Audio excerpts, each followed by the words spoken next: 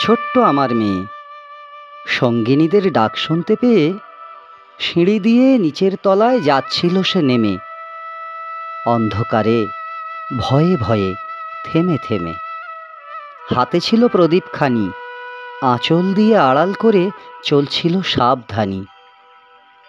আমি ছিলাম ছাতে, তারায় ভরা চৈত্র মাসের রাতে। হঠাৎ মেয়ের কান্না শুনে উঠে দেখতে গেলেম ছুটে।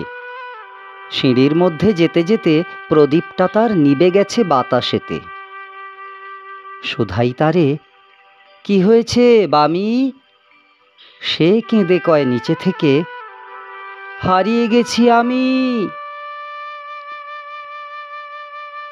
তারায় ভরা চৈত্র মাসের রাতে ফিরে গিয়ে ছাতে মনে হলো আকাশ পানে চেয়ে আমার বামির মতোই যেন অমনি কে এক মেয়ে।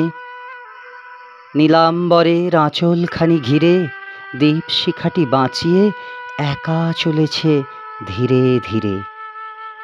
নিভত যদি আলো, যদি হঠাৎ যেত থামি, আকাশ ভরে উঠত কেঁদে, হারিয়ে গেছি আমি।